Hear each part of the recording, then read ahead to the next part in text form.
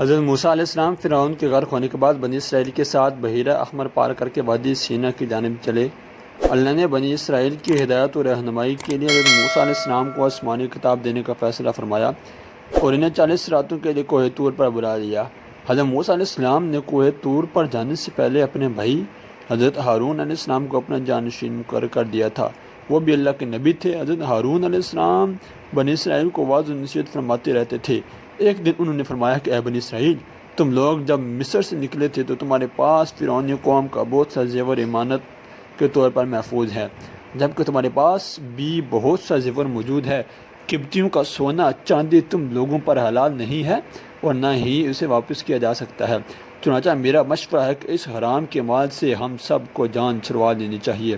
پھر انہوں نے ایک گہرا گڑھا کھودا اور سب کے زیورات اس گڑھے میں دفن کروا دیے۔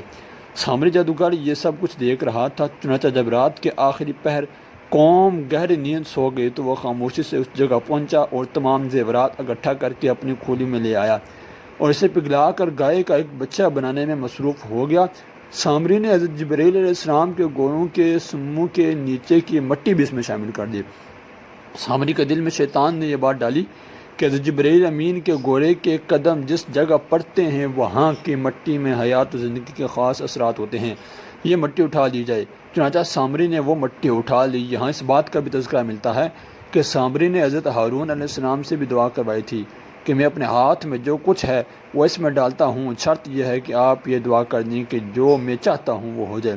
حضرت ہارون علیہ السلام اس کے نفاق اور گوسالہ پرستی سے واقف نہ تھے، لہذا دعا کروا دی اور اس نے وہ نشان قدم کی خاک اس میں ڈال دی، تو حضرت ہارون علیہ السلام کی دعا سے اس میں حیات کے آثار پیدا ہو گئے۔ قصص الانبیاء میں واقع موجود۔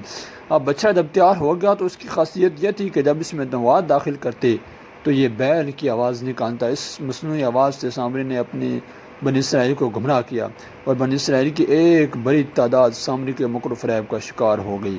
اللہ تعالیٰ نے قرآن پاک میں فرمایا، پھر اس سامری نے اس کے لیے ایک بچڑا بنا دیا، یعنی بچڑے کا بت جس کی گائے کی طرح آواز بھی تھی۔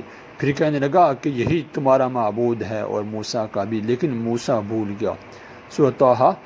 سامری کے کہنے پر اسرائیلی بچڑے کو سجدہ کرنے لگے۔ ایسے میں حضرت ہارون علیہ السلام نے انہیں سمجھانے اور بچڑے کی عبادت سے روکنے کی بڑی کوشش کی، جیسا کہ قرآن مجید میں واقعہ ہے کہ اے میری قوم کے لوگوں، اس بچڑے سے تو صرف تمہاری آزمائش کی گئی، تمہارا حقیقی پروردگار تو اللہ تعالیٰ ہی ہے، پس تم سب میرے تابعداری کرو اور میری بات مانتے چلے جاؤ۔ سورۃ طٰہٰ آیت نمبر 9۔ اسرائیلیوں کو سونے کا یہ گولا اتنا اچھا لگا کہ ہارون علیہ السلام کی آواز و نصیحت کی بھی کوئی پرواہ نہیں کی اور بچے کے تعظیم و عبادت چھوڑنے سے انکار کر دیا۔ انہوں نے جواب دیا کہ ہم تو موسیٰ کے واپس آنے تک اس کے مجاور بنے بیٹھے رہیں گے۔ کوہ طور پر اللہ تعالیٰ نے حضرت موسیٰ علیہ السلام کو اطلاع دی، اے موسیٰ، سامری نے تیرے قوم کو گمراہ میں ڈال دیا۔ ارشاد باری تعالیٰ ہے کہ ترجمہ، اے موسیٰ، ہم نے تیری قوم کو تیرے پیچھے آزمائش میں ڈال دیا اور انہیں سامری نے بہکا دیا ہے۔ باری تعالیٰ نے جب موسیٰ علیہ السلام کو یہ اطلاع دی تو وہ سخت غم و غصے میں آ گئے، کیونکہ ان کی قوم نے ان سے وعدہ کیا تھا کہ ان کی کوہ طور سے واپسی تک وہ اللہ کی اطاعت و عبادت کرتے رہیں گے، لیکن نہ تو انہیں حضرت موسیٰ علیہ السلام کی واپسی کا انتظار کیا اور نہ ہی حضرت ہارون علیہ السلام کی بات مانی۔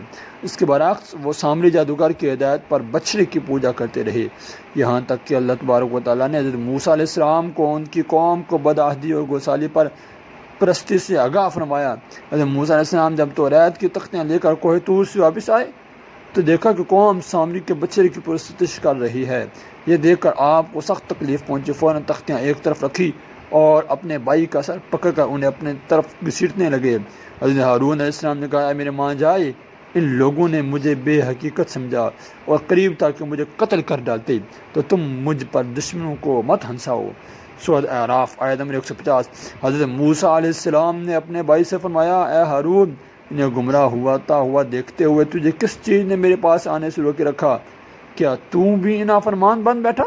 اس وقت حضرت موسیٰ علیہ السلام نے نہایت غصے کی حالت میں اپنے بھائی کی داڑھی پکڑ اور سر پکڑ کر جھنجھوڑا اور پوچھا، جس پر حضرت ہارون علیہ السلام نے انہیں اتنا سخت رویہ اپنانے سے روکا۔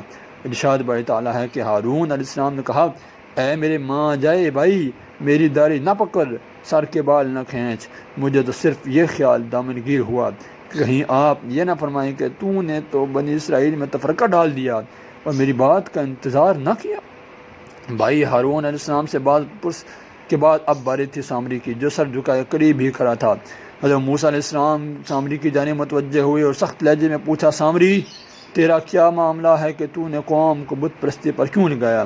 اس نے جواب دیا، میں نے ایسی چیز دیکھی جو اوروں نے نہیں دیکھی، تو میں نے اس فرشتے کے نقش پا سے ایک مٹھی بھر لی، پھر اسے بچڑے کے قالب میں ڈال دیا۔ اس طرح میرے دل نے اس بات کو میرے اچھا سمجھا۔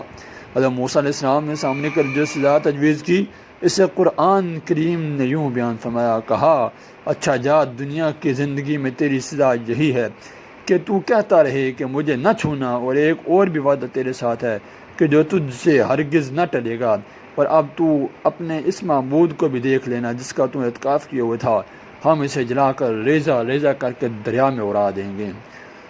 پھر ایسا ہی ہوا کہ وہ ایسی خطرناک بیماری میں مبتلا ہوا کہ ساری عمر یہی کہتا رہا کہ مجھ سے دور رہو، مجھے نہ چھونا، اس لیے کہ اسے چھوتے ہی چھونے والا اور سامنے دونوں شدید بخار میں مبتلا ہو جاتے۔ اس لیے جب وہ کسی انسان کو دیکھتا تو فوراً چیخ اٹھتا، لا مسال مجھے۔ وہ انسانوں کی بستی سے نکل کر جنگل میں چلا گیا، جہاں اس نے جانوروں کے ساتھ حیوانوں کی طرح زندگی گزاری اور یوں عبرت کا نمونہ بنا رہا۔ گویا دنیا میں لوگوں کو گمراہ کرنے کے لیے جو شخص جتنا زیادہ مکر و فریب، جھوٹ، فراڈ اختیار کرے گا، دنیا آخرت میں اس کی سزا بھی اسی حساب سے شدید تر اور نہایت عبرتناک ہوگی۔ قصص ابن کثیر۔ جب 40 دنوں کے بعد حضرت ہارون علیہ السلام کی مدد سن کر حضرت موسیٰ علیہ السلام کا غصہ ٹھنڈا پڑ گیا، اس کے بعد آپ نے اپنے بھائی ہارون علیہ السلام کے لیے رحمت اور مغفرت کی دعا فرمائی۔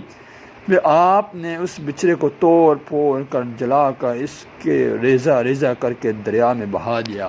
امید ہے کہ آپ کو یہ ویڈیو اچھی لگی ہوگی۔ چینل کو سبسکرائب کر دیں اور یہ ویڈیو کو زیادہ سے زیادہ شیئر کیجیے۔